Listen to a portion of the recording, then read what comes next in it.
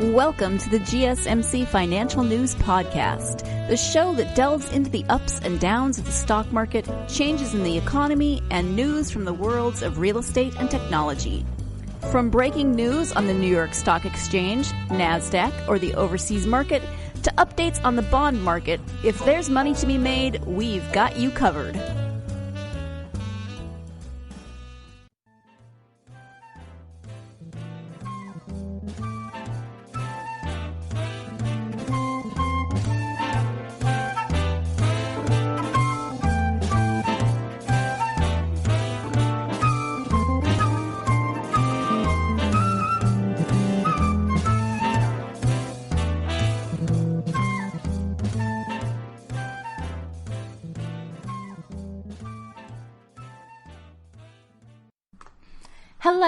Hello. Welcome to the GSMC Financial News Podcast, brought to you by the GSMC Podcast Network.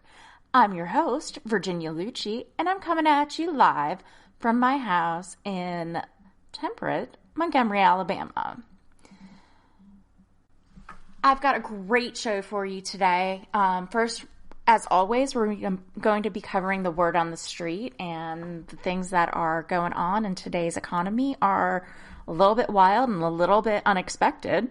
Then I'm going to take a deeper dive and look at what's going on with the coronavirus relief efforts, both with the vaccine that's coming up and with the coronavirus relief efforts. So you're not going to want to miss that because there's a lot of really good information in there. And finally, today's top 10, I want to acknowledge that we're actually having a holiday this weekend, and this weekend's Labor Day. So I want to give you my top 10 things to do on Labor Day of 2020. So before I go any further, I want to give you my disclaimer. I'm not providing any legal, financial, or tax advice. This show is for entertainment purposes only, so don't come at me if things don't go the way we think they would, and we're going to get to one of those today. So if you've got a question, please see a local attorney, tax preparer, or financial advisor for advice that's tailored to your specific needs. Now let's get to it. Stocks fell sharply on Thursday as investors paused in the wake of a recent rally to all-time highs. Tech, the market leader since the rebound began in late March, was the biggest laggard. The Dow Jones Industrial Average topped 801 points, or 2.8%. The S&P 500 slid 3.6%, and the NASDAQ Composite fell by 5%, which is huge for the NASDAQ that has been a continuous winner. At one point, the Dow was down more than 800 points. So, last episode, as you know, I was super excited about Apple and Tesla stock split. Of course, that excitement did not last very long. Shares of Apple have dropped more than 6% on Thursday, putting its stock on pace for its worst day since March 16th, the day that the market plunged, and Apple stock plunged 12.9%. Facebook, Amazon, and Netflix were all down at least 5%. Microsoft slipped 5.7%. Alphabet pulled back 4.8%. The S&P tech sector traded 5.5% lower and was on track for its biggest one-day decline since June 11th, when it fell 5.8%. The sector was also headed for its first losing session in 11 trading days. Thursday's moves came after another record-setting session for the S&P 500 and the NASDAQ Composite. That run-up was powered by cyclical stocks, which move in response to the health of the U.S. economy, and added to the market's strong move off of the March 23rd lows. Since late March, the S&P 500 is up more than 55%, and the NASDAQ has rallied nearly 70%. The Dow has surged more than 50% in that time. To be sure, some analysts think it may be time for the market to consolidate some of its recent sharp gains. Frank Caparelli, executive director at Instant, said in a note, "Well, we don't expect a crash to happen again now. We don't need new highs to grow every day to keep the uptrend alive either," which I think is pretty good advice. With the S&P 500 up 9 out of 10 days and having just logged its biggest advance in 2 months, it's certainly earned a period of which to digest. So, yeah, I mean, maybe stocks can't go higher and higher and higher. We need a period of calm. So, maybe this is right. Well, we'll see. It remains to be seen. Tesla is also suffering after their split. Shares slid more than 9% on Thursday, building on the stock's recent losses after the company's largest outside shareholder reduced its position and after the automaker said it would raise up to $5 billion in new share offering. With Thursday's decline, the stock is actually more than 18% below Monday's close. And that's the day that they announced their split and their stock went wild. Tesla shares rose to a new intraday all-time high of $502.49 on Tuesday. The stock then ended Tuesday's session 4.6% lower as Tesla announced it would raise up to the $5 billion and offer stocks and make stock offerings from time to time and at market prices. Then on Wednesday, Bally Gifford, Tesla's largest outside shareholder, said it reduced its position in the company from around 6.3% to less than 5%, according to FactSet. The firm said that it intends to remain a long-term shareholder in the company and that the selling was purely due to portfolio restrictions. Tesla dropped 5.8% on Wednesday. But the recent weakness does little to dent Tesla's more than 400% surge this year through Wednesday's close. But it does suggest that some of the momentum behind the stock's record is slowing down a little bit. In a note to clients on Wednesday, Credit Suisse said that 4 key factors have been driving the rapid appreciation in the shares, including short investors covering their positions as well as passive investors purchasing shares ahead of possible inclusion in the S&P 500. In other words, reasons beyond the company's fundamentals are driving the stock performance. The firm did say, however, that September could be what they say is a catalyst-rich month for Tesla with the company's upcoming Battery Day, among other things. Part of the stock's recent run can be attributed to the company reporting record vehicle delivery numbers back in July, as well as fourth straight quarter of profits. But the shares also jumped more than 80% between when the company announced the split on August 11th and when it actually went into effect on the 31st. Even though, like I said last episode, splits are really just cosmetic. After an absolutely insane move where its stock rallied more than 75% on nothing really more than news of a stock split, shares of Tesla are in the middle of a hangover as the stock is on pace for its third straight daily decline of roughly 5%. Bespoke Investment Group said in a note to clients on Thursday. While tech stocks are generally trending low late this week, even after a great report by Zoom Video Communications, they're also having a slight September slump.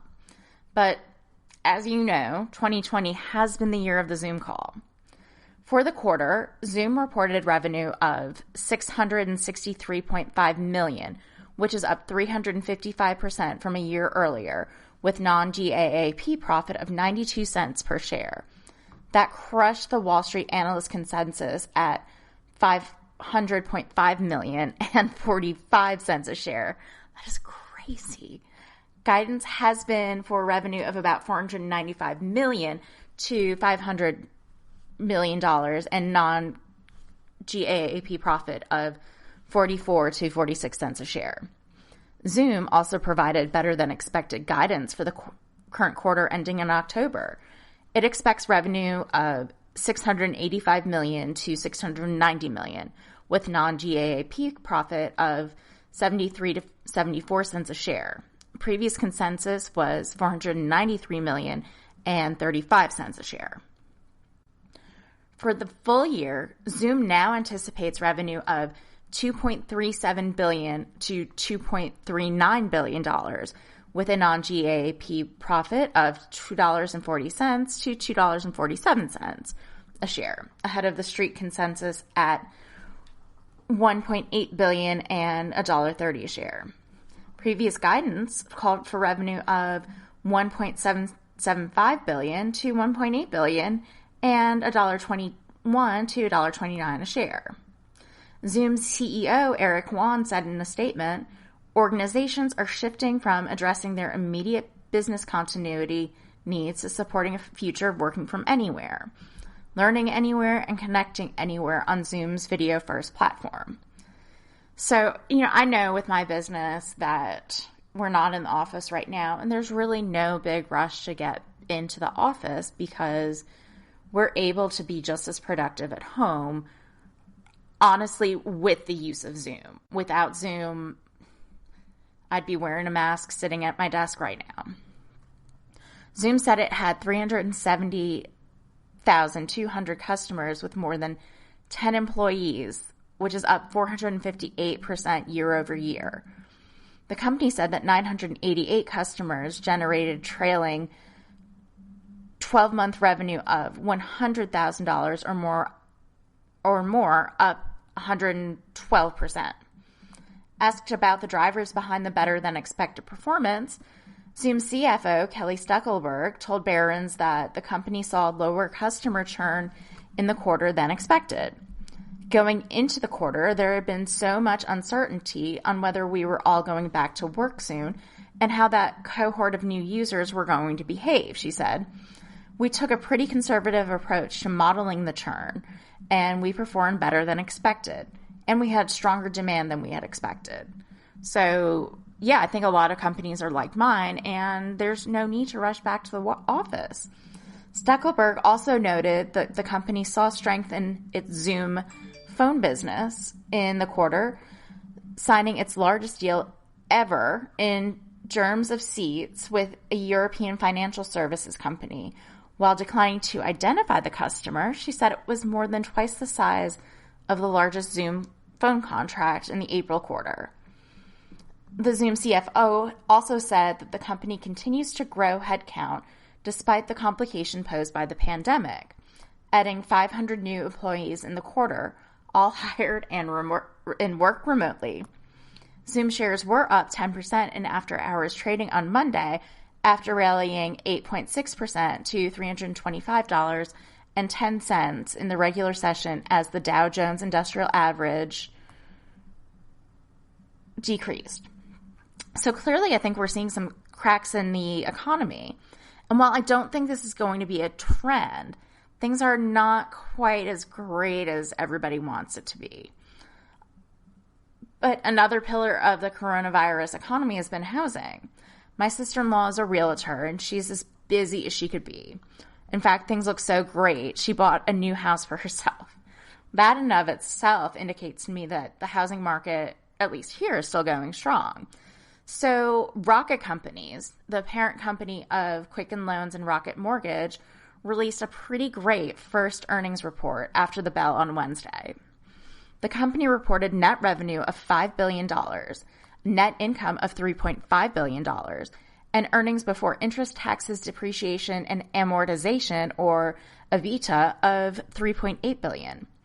But shares fell Wednesday.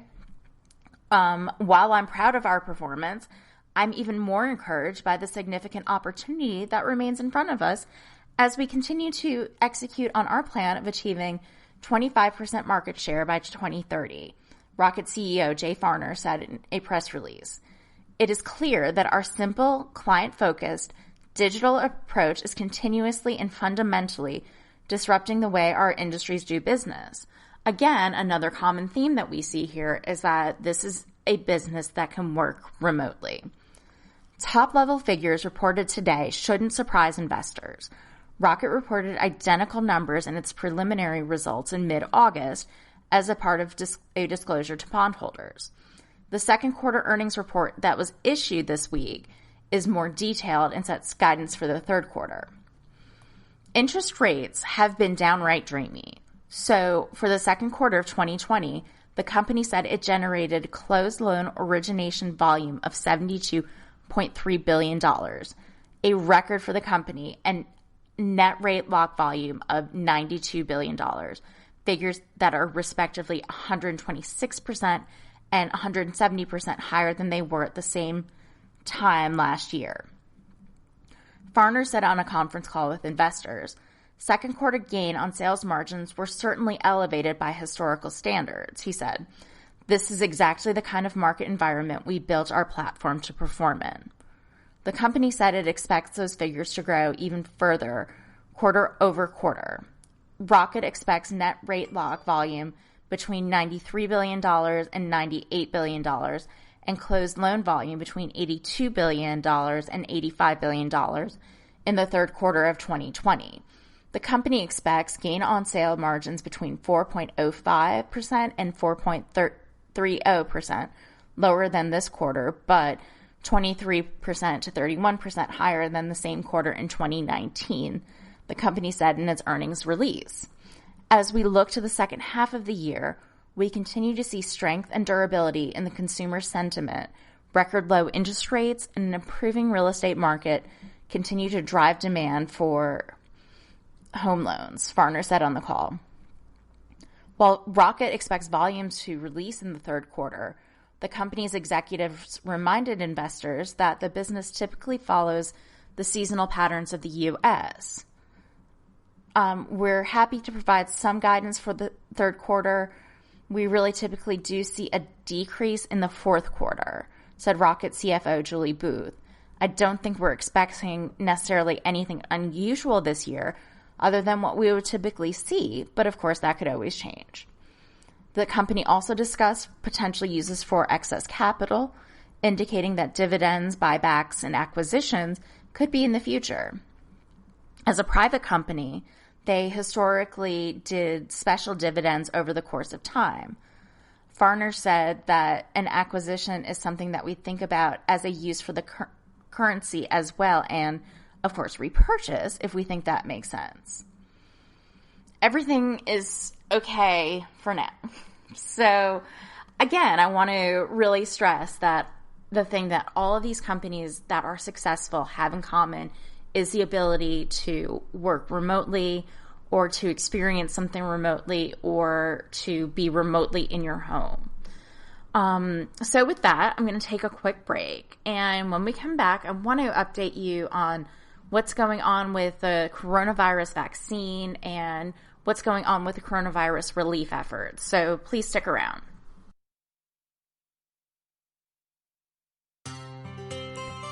Are you a business owner? Someone interested in the latest news that might affect your business? Then check out the GSMC Business News Podcast, a show dedicated to keeping you up to date on all things concerning business, technology, and the stock market. Get a head start on the day as we keep you updated on the latest goings-on Wall Street, money, jobs, and technology. The GSMC Business News Podcast has you covered.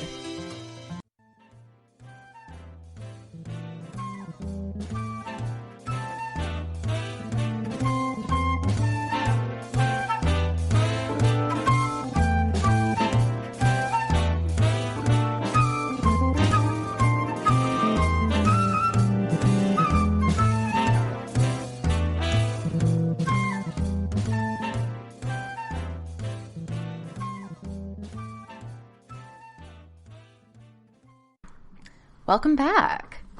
As you know, we discussed a little bit about the word on the street in the last segment, but I wanted to take a shift and focus on what's going on with the coronavirus. The U.S. reported 39,670 new cases of coronavirus on Wednesday, which is slightly below the previous 7-day average, but continuing a plateau seen over the past week, according to data compiled by Johns Hopkins. The 7-day average of daily new cases rose by at least 5% in 23 states and the District of Columbia, according to a CNBC analyst of Hopkins data. The Centers for Disease Control and Prevention is instructing states to be ready to distribute a potential vaccine by November 1st. Dr. Anthony Fauci, director of the National Institute of Allergy and Infectious Diseases, made a plea to Americans to continue coronavirus mitigation efforts as Labor Day weekend approaches. The issue that we're facing right now is we're entering a day or two right now into Labor Day weekend, and we know from prior experience that when you get into holiday weekends like the 4th of July or Memorial Day, there is a tendency of people to be careless somewhat with regard to the public health measures that we keep recommending over and over again. Fauci said in an interview with MSNBC on Wednesday. So I really want to use this opportunity almost to have a plea to the people in this country to realize that we really still need to get our arms around this and to suppress these types of surges that we've seen. We can do it. Surges in coronavirus were recorded after Memorial Day weekend and after the 4th of July weekend. Dr. Fauci says that you can have a enjoyable weekend, but you can do a couple of fundamental things that we talk about all the time, and that's masks, social distance, avoiding crowds, outdoors much more than indoors, and washing your hands. These types of simple things. Dr. Fauci has also said that he has confidence and some faith a U.S. approval for a COVID vaccine won't be politically motivated. Public health experts and scientists are concerned an approval will be based on politics, not science. And Donald Trump may be pressuring regulators to get a vaccine to market ahead of the presidential election. Centers for Disease Control and Prevention has asked governors and health departments to prepare to distribute a vaccine as soon as November 1st, which is 2 days before the election. Fauci told CNN that the Food and Drug Administration has been very explicit that it's going to make a decision based on data from clinical trials. The trial results will also be reviewed by the Data and Safety Monitoring Board, an independent group of experts who monitor patient safety and treatment data, he said. Now, I'm not as optimistic as Dr. Fauci, but, this may not be the platform for it. But nevertheless, in my last virus update, I told you that the FDA had claimed that hospitals could use the convalescent plasma treatment protocol. This statement alone boosted the market that week. But, as Lee Corso says, not so fast, my friends. There is actually no solid evidence for or against recommending convalescent plasma to treat patients that are hospitalized with COVID-19. And this was according to a government panel on Tuesday, less than 10 days after the Food and Drug Administration authorized emergency use of the treatment. The COVID-19 Treatment Guidelines Panel, part of the National Institute of Health, said it had reviewed all of the available research on convalescent plasma, including the FDA's analysis that led to its emergency use authorization. There are currently no data from well-controlled, adequately powered, randomized clinical trials that demonstrate the efficacy and safety of convalescent plasma for the treatment of COVID-19, the group wrote online. And I think that's very clear that it's not something that's going to hurt you, but it's not necessarily something that's really going to help. More than 72,000 patients with COVID-19 in the U.S. have been treated with convalescent plasma. However, the panel said convalescent plasma should not be considered standard of care until more robust studies are completed, specifically randomized, placebo-controlled clinical trials, which are considered to be the gold standard because they evaluate whether a treatment works by comparing it to the placebo. It's pretty simple. I've also noted that the government has set up November 1st deadlines for states to set up coronavirus vaccine distribution sites. So what else is happening that week? Health and Human Services Secretary Alex Azar insisted Thursday that this is merely coincidental. The Centers for Disease Control and Prevention has asked governors and health departments to prepare to distribute a vaccine as soon as November.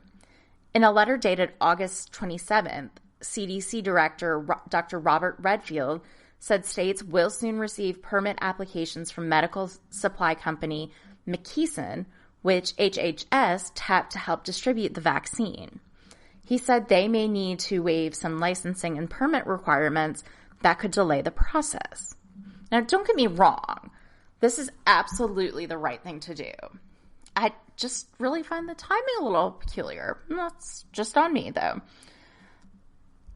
But the deadline did raise some concern among public health experts as well, and scientists that approval of a vaccine will be politically motivated, and the White House may be pressuring regulators to get a vaccine on the market ahead of the presidential election on November 3rd. Azar said the deadline was made by Dr. Nancy Messonnier, director of the CDC's National Center for Immunization and Respiratory Diseases, and other CDC staff working on vaccine distribution planning. He said any vaccine data will be reviewed by the Data and Safety Monitoring Board, an independent group of experts who monitor patient data, safety, and treatment data. We need to be ready for all the contingencies, and that's why the CDC is doing this, he said. U.S. health officials have been accelerating the development of vaccine candidates by investing in multiple stages of research, even though doing so could be for naught if the vaccine ends up not being effective or safe. The U.S., as part of the Trump administration's Operation Warp Speed initiative, has already invested billions of dollars in 6 potential vaccines, including from drug companies Pfizer, Moderna, AstraZeneca, which entered phase 3 trials. Data on at least one of these trials could come as soon as November, according to Dr. Fauci. Earlier this week, FDA Commissioner Dr. Stephen Hahn told the Financial Times that the agency is prepared to bypass the full federal approval process in order to make a COVID-19 vaccine. On Tuesday, the National Academies of Sciences, Engineering, and Medicine released a draft proposal for distributing the coronavirus vaccine in the U.S. if and when one is approved for public use. The vaccine would be distributed in 4 phases, with healthcare workers and vulnerable Americans, such as the elderly and those with underlying health conditions, getting it first, according to the group. The report was requested by the National Institutes of Health and the CDC. Fortunately, Pfizer says their vaccine trial may have results in October. This, according to Pfizer CEO Albert Bourla. The U.S.-based pharmaceutical company has already enrolled 23,000 volunteers in Phase 3 trial that began in late July. Bourla said during Q&A with the International Federation of Pharmaceutical Manufacturers and Associations, a trade group. It hopes to enroll at least 30,000 participants, he said. Pfizer's potential vaccine is one of 3 backed by the U.S. that's currently in late-stage testing. The drug giant has been working alongside German drug maker BioNTech. The company's experimental vaccine contains genetic material called messenger RNA, or mRNA. In July, the company released promising data from its early-stage trial. Johnson & Johnson's potential coronavirus vaccine prevented severe disease in hamsters, according to new data published in the journal Nature Medicine. Vaccinated hamsters produce neutralizing antibodies, which researchers believe are necessary to build immunity to the virus, and appear to lose less weight than unvaccinated hamsters in the preclinical study. The vaccinated hamsters also didn't experience severe illnesses like pneumonia, the J&J researchers said. The promising results in hamsters do not necessarily mean the vaccine will provide the same level of protection in humans. But Johnson & Johnson's researchers noted the findings are important as COVID-19 is known to progress into severe disease in some humans. The company expects to begin a large late-stage trial testing its vaccine on humans sometime this month.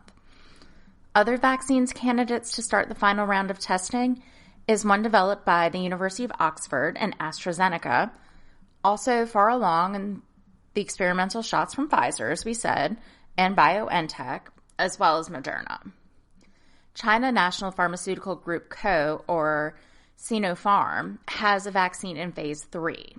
A vaccine from another Chinese company, CanSino Biologics, is expected to begin the pivotal testing soon. But remember, many vaccines that show promise in early testings fail during the third round. So that means things can get back to normal, right? Well, while final stage testing may stretch for months or even years to continue to track safety and the durability of protection, positive interim results from phase 3 may be enough for a vaccine to start getting regulatory approval for mass production and distribution in the meantime. So we're expecting results this fall, and maybe something good will come of it. But companies are starting to look at what the Christmas shopping season is going to look like. It's right around the corner as far as retail is concerned. As of Thursday, Walmart has developed a new online tool called Walmart Wonder Lab, which lets kids virtually unbox, test, and play with toys since they can't try them in store aisles or in-store events. Walmart had to come up with a workaround as it put together its list of top-rated toys. Instead of holding an event with hundreds of kids near its Arkansas headquarters, it actually shipped toys to young testers' homes to try and review. It's a scaled-up version of the tool the company has used the past 2 holiday seasons. So I don't know how you get on that list, but that would be a great list to be on. Brad Bedwell, merchandising director of preschool toys and Omni Merchandising, said the retailer has also shipped more toys to fulfillment centers this year because it actually anticipates many customers will buy them online. He still expects a strong toy shopping season. This is really a category that can spark some joy for our customers and kind of deliver on what makes staying at home fun, Bedwell said. Toys that will be sold this holiday season hit store shelves now to see how they perform. The year's top-rated toys range from classics like Legos to outdoor toys like scooter and hoverboards, which I hope it doesn't because my husband wants a hoverboard. He's going to break his ankle. To unique products like Squeaky, an interactive balloon dog from Moose Toys that makes sounds and does tricks and sells for $59.98. Unlike last holiday season, there will also be a number of items tied to the popular Disney Plus show, The Mandalorian, including a Bop It game designed to look like the child or Baby Yoda, made by Hasbro, that will sell for $14.88. And Andy, if you're listening, you might want to put that on my Christmas list. Toy sales have shot up during the pandemic, a trend that retailers hopes continues into the holidays. Toy sales year-over-year percentage growth has been in double digits since March, according to data from the NPD Group. They especially jumped in May, rising 37% from a year earlier as parents bought outdoor items like swing sets and water toys. Most of that spending has been online. About 25 to 30% of all toy sales were online in the U.S. prior to the pandemic. More than 50% of toy sales were online at the peak of the pandemic, and it could be 35 to 40% afterwards. So let's spark some joy, y'all.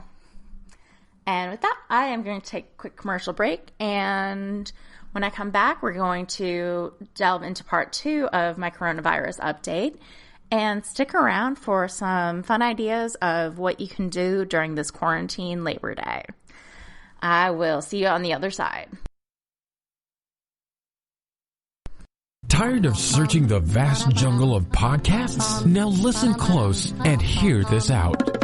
There's a podcast network that covers just about everything that you've been searching. Hey! The Golden State Media Concepts Podcast Network is here. Nothing less than a podcast bliss with endless hours of podcast coverage. From news, sports, music, fashion, cooking, entertainment, fantasy, football, and so much more. So stop lurking around and go straight out to the Golden State Media Concepts Podcast Network. Guaranteed to fill that podcast itch.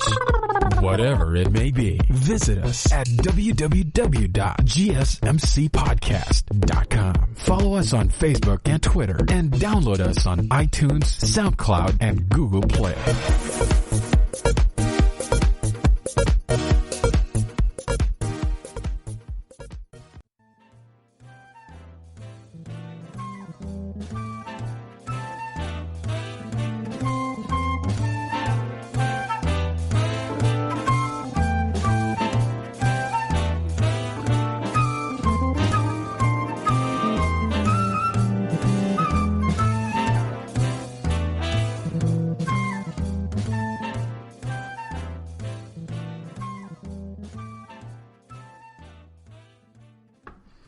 Thanks for sticking with me.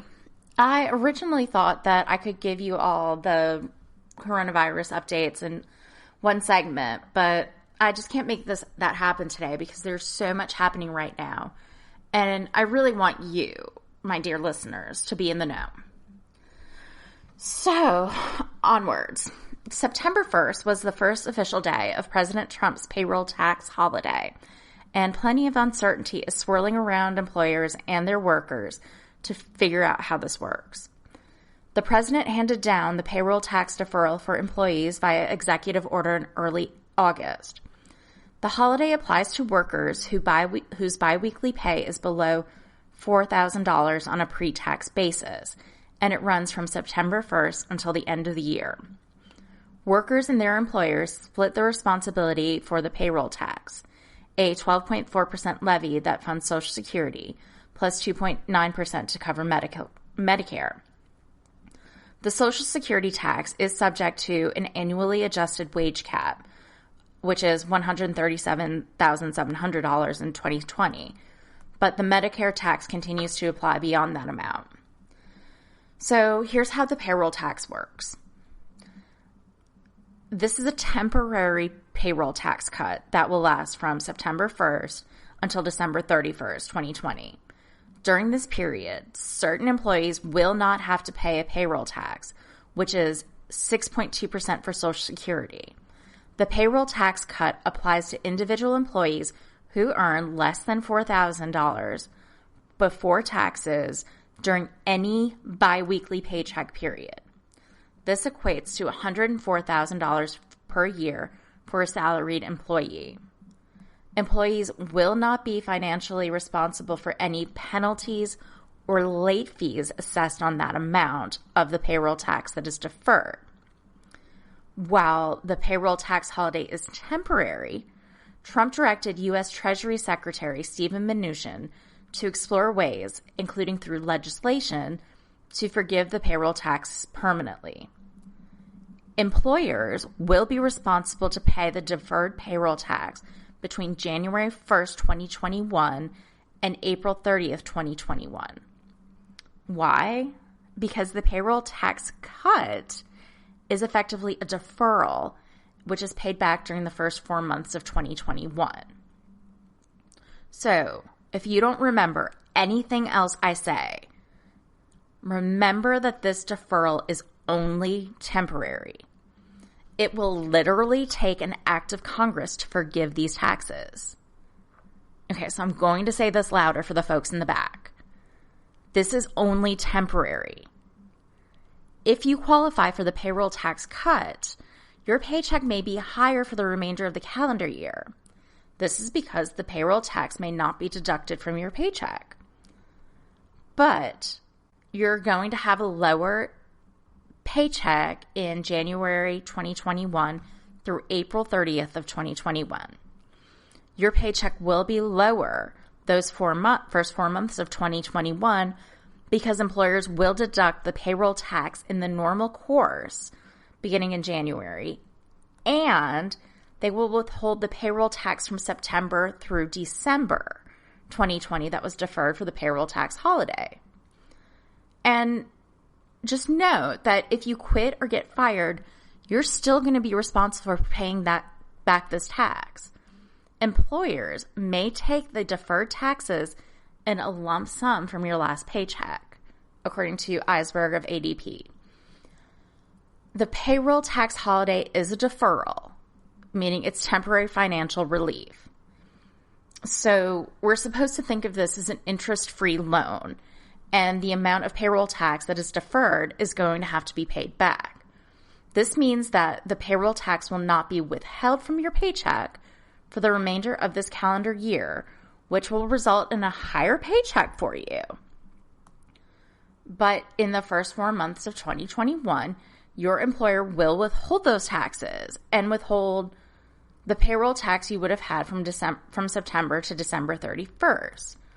That said, there is a possibility that Congress could pass legislation to forgive the payroll tax permanently. But we're still going to have to pay it back in 2021. And it's not uncommon for people to have emergencies come up.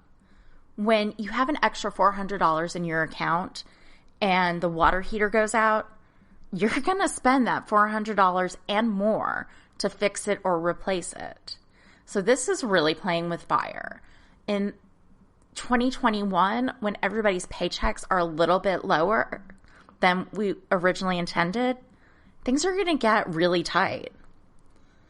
So you can opt out of this, but that's kind of where things get complicated.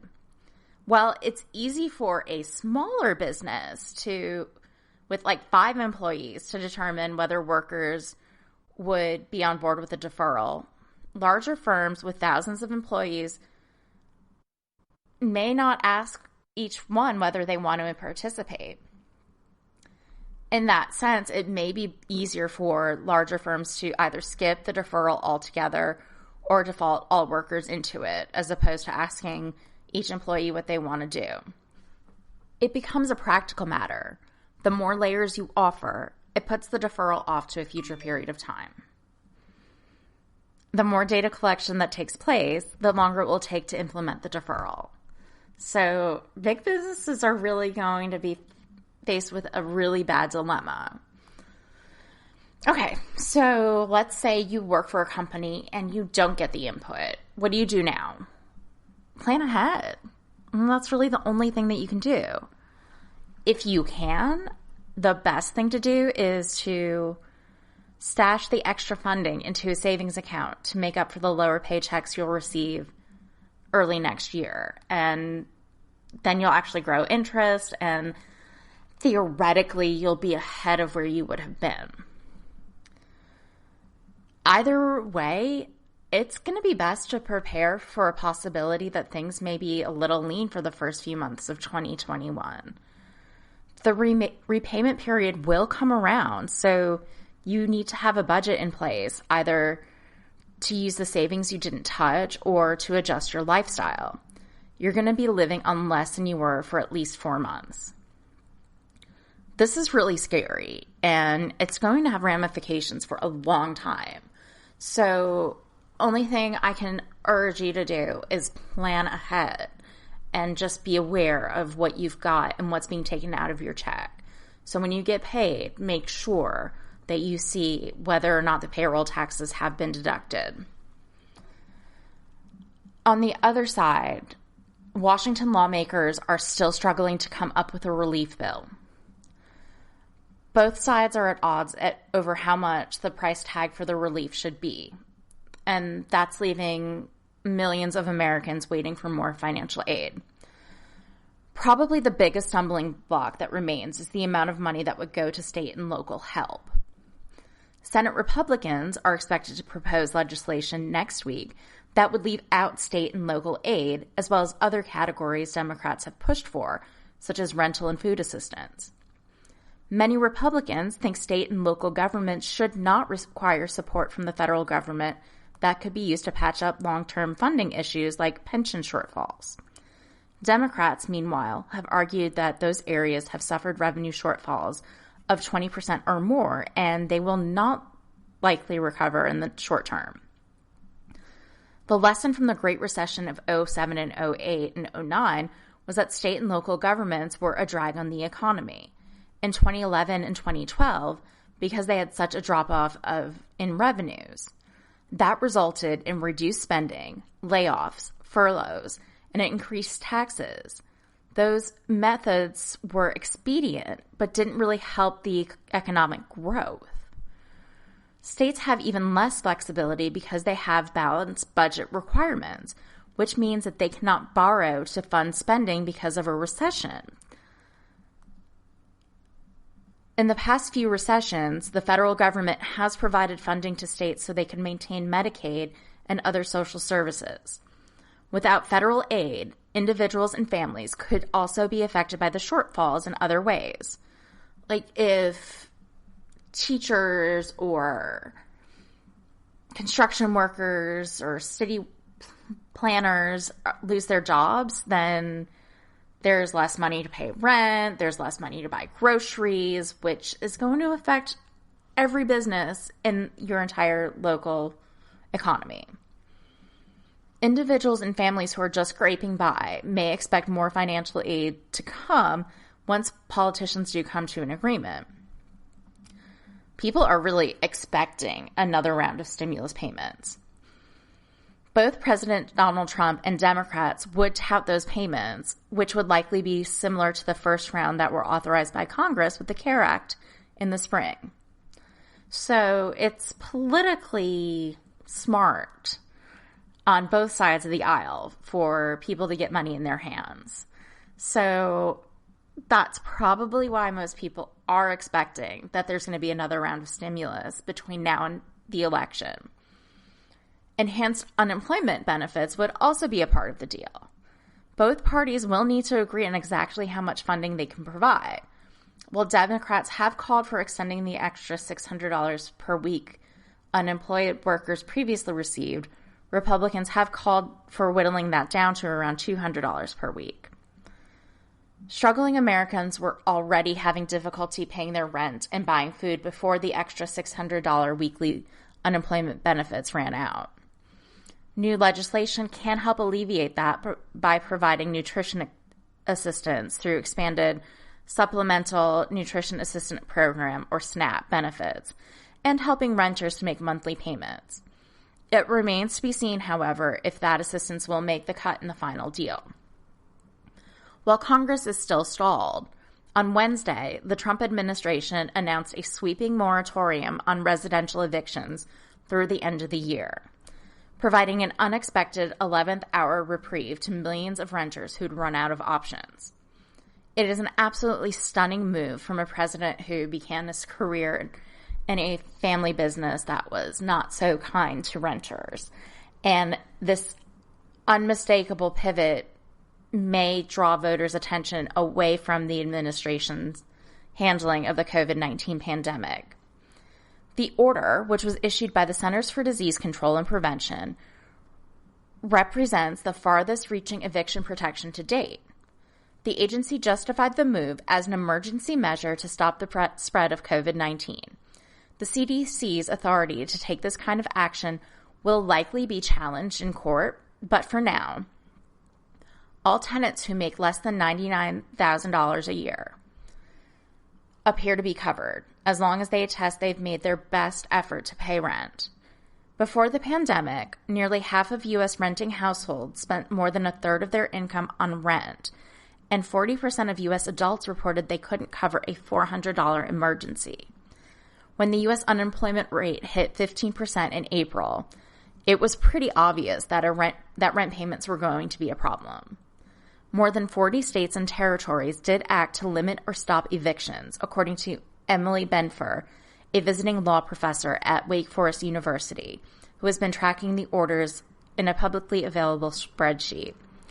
But to date, almost none of these moratoriums had halted all stages of the eviction process, leaving many landlords free to file new court cases against tenants, proceed with hearings, or seek enforcement of that past eviction orders. Simply educating tenants about how to navigate the maze of partial protection has required a Herculean effort from legal aid organizations. I've got a friend who works for legal aid, and they are slammed busy right now because this is still a surprise, and most people don't really understand what their rights are as far as eviction are concerned. According to Benfer, the CDC's September 1st order prevents landlords from pursuing eviction cases for non-payment of rent until January 2021. This is a key public health intervention, Benfer says.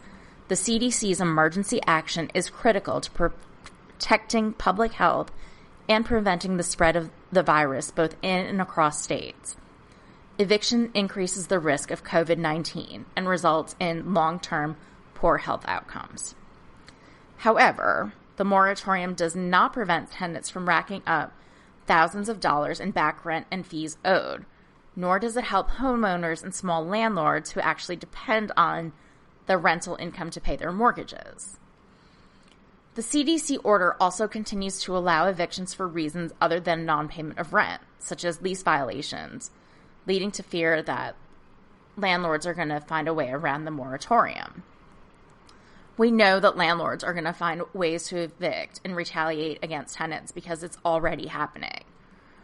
While the federal moratorium opens the door to criminal penalties of landlords who violate it, it also remains to be seen how rigorously this order will be enforced.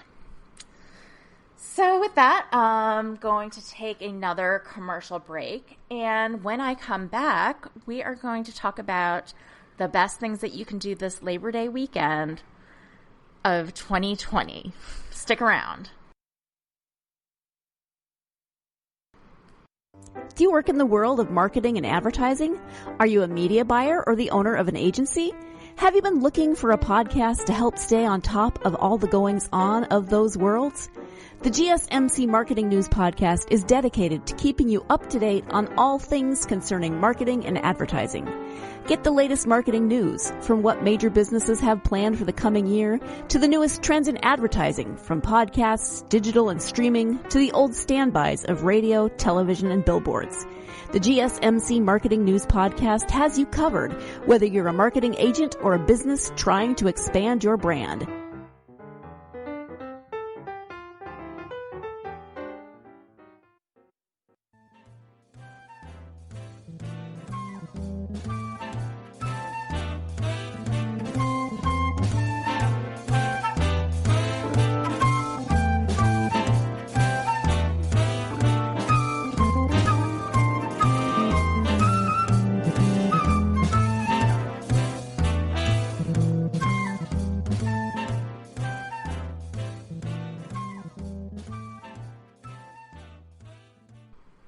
Welcome back.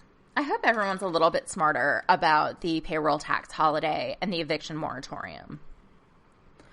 But now, as we're going into level 9 of Jumanji, Labor Day is here, and time has no longer has any meaning to me, because I'm still wondering if and when Easter, if we had Easter this year, or if it's coming up, or I don't know. I don't see my favorite Cadbury mini eggs in the store, so I'm assuming it's past. I don't know. Honestly, the only reason why I know it's fall is because I've been taking my stepdaughter to school. And I know I've got a holiday on Monday because I don't have any Zoom call scheduled. So, on that note, let's celebrate. Labor Day was first observed as a federal holiday in 1894. And you're likely no stranger to labor these days because we're cooking at home and we're doing extra cleaning and 24-hour parenting, staying close to home. And I think this year we deserve to have a little holiday and to have some fun. The great news is that stores and restaurants were already closed on Labor Day, so you might end up having a holiday that feels a little bit more normal than you think. You can plan a barbecue, cook up some hot dogs, easy summer dessert, or play outdoor games. You can watch a parade. You can break out on your bikes and parade around your neighborhood. Possibilities are really endless this year, which is why I've done all of the labor, and I've come up with my top 10 family-friendly ideas for a day well spent. Number 10 is shop. One of my favorite pastimes. Labor Day sales are bargains of legend. If you're looking to make some upgrades in the kitchen, there are several Labor Day sales you need to check out. Best Buy Labor Day appliance sale has what you need. Overstock has up to 15% off of select kitchen items. Home Depot has a variety of products on sale for Labor Day. And Wayfair has sales in almost every category. So it's a good time to get yourself to your local home improvement store. At number 9 is lawn games. Set up the sprinkler. If you have little kids, you know they love running through the sprinkler. Recapture that joy and join them. You deserve it. You're living through a pandemic. Spend Labor Day the way our forefathers would have wanted, by tossing bean bags into tiny holes via a homemade cornhole board, or buy a new set at one of the epic Labor Day sales. Just don't pull out those old lawn darts because somebody's going to lose an eye. At number 8, we've got go to the movies. AMC Entertainment announced that it would reopen roughly 140 additional theaters by September 4th, bringing a total of 70% of its movie theaters in the United States back in operation. By the way, shares of the company jumped nearly 10% after hours following that announcement on Tuesday afternoon. I really want to see Tenet, but it's only in theaters. And just between you and me, I'm not quite ready to go to the theater. I'm not ready to be around that many people eating and drinking without masks. So I may just turn my backyard into a movie theater. Wait until the cool of late afternoon when the lighting is just right and set up an outdoor movie theater. Add cozy seating to your lawn with floor cushions and blankets. If you want to go all out, pick a basket with popcorn and milk duds and string up lights for extra ambiance. Or, if you can actually find one, get to a drive-in movie. The virus has created a resurgence in drive-ins. When you find a drive-in movie theater near you and the family's enjoying popcorn and soda from the safety of and comfort of your car, you will forget all about your Netflix account. I promise. And honestly, there are so many movies that were supposed to come out this summer that I want to see. So that might be the best option. Hopefully there will be a drive-in theater coming soon to Montgomery, Alabama. At number 7, I've got barbecue. One of my favorite things about the South is how seriously we take barbecue. People will take days to smoke a Boston butt, smother it in their favorite sauce, and make a melt-in-your-mouth meat-eating experience. And now's really the best time to buy a grill. If you're making ribs, just call me and I'll bring the sweet tea and I will wear a mask, I promise. But no barbecue is complete without homemade ice cream. Teach little ones the concept of hard work and delicious rewards with a homemade ice cream session this Labor Day. When I was little, back in the olden days, we had a manual ice cream maker and you had to turn the crank to get the ice cream to be made. And no matter how young you were, you had to turn the crank at least once. So it made me a better woman. If you're lucky enough to have homemade ice cream this Labor Day, you are lucky enough. At number 6, Labor Day calls for some arts and crafts. Craft sale season is around the corner, so you gotta get ready. Just because you can't host a crowd doesn't mean you can't make a fun and easy craft to make your family gathering a little special. I like to make fall tone wreaths. My stepdaughter is working on an aromatherapy business. Everyone has a favorite craft. Find out what your family likes to do and get those glue guns ready. At number 5, go for a dip. Sometimes it's nice to commune with nature, especially when you're trying to forget the demands of the office or a global pandemic for a bit. There's really no better way to do that than with a dip jump off of a high dive. Many community pools across the country are allowing members to sign up for time slots to safely take a dip. And depending on where you live, the community pool is probably going to close sometime after Labor Day. So suit up and hit the high dive, hit your local swimming hole, and show off those world-famous cannonballs. Lucky for you, they are located all over the United States. It's your last chance to get in a good swim, so go for it. At number 4, I've got the procrastinator's worst nightmare, which is tackle that home improvement project. I know most of us have had a chance to get to the bottom of our honey-do list, but if you haven't, like me, take this extra day off and finish it.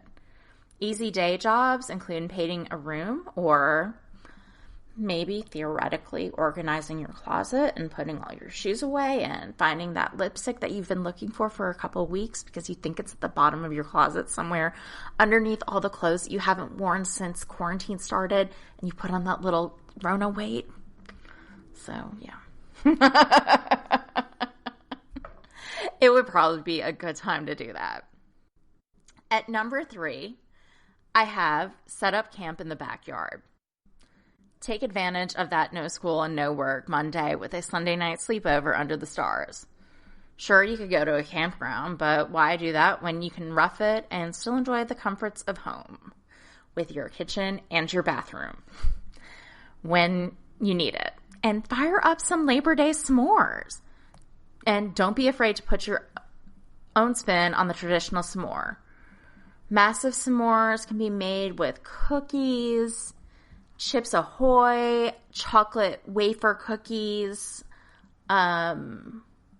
Reese's peanut butter cups, graham crackers, lots of chocolate, different types of chocolate, fruit will make them healthy, right? And, of course, get the good marshmallows. That is my type of camping right there.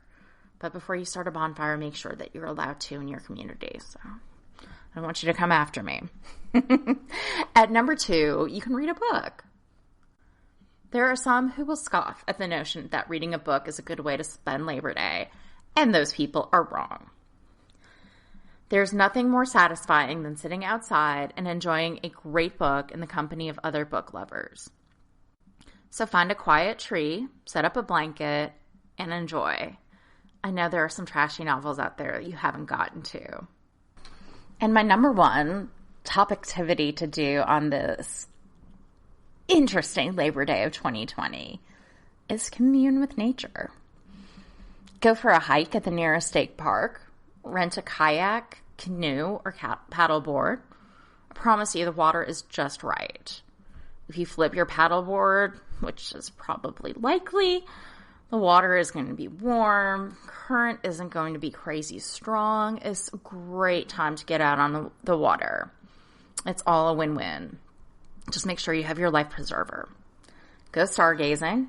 You don't need a high-powered telescope to see the Milky Way, but try to escape the city lights. Go for a day drive and visit a small mountain town. Find a public garden.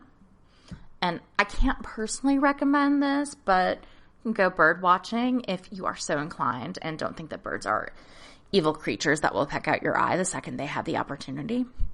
Or go randonauting. Set your intention for something fun and just go for it. I hope you all have a great time this weekend.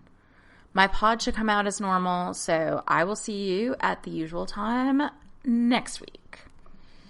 And with that, I am going to thank you all, dear listeners, for listening to the GSMC Financial News Podcast, brought to you by the GSMC Podcast Network. Please find me on your favorite podcasting app and give us a nice review, because that will really help me. And find me on Twitter at GSMC Financial News Podcast. Stay healthy. Please, this weekend, stay healthy. And just remember our social distancing rules. Wear your mask and wash your hands. But above all, have a good time. And I will see you next time. See ya. You've been listening to the GSMC Financial News Podcast, part of the GSMC Podcast Network. You can find this show and others like it at www.gsmcpodcast.com.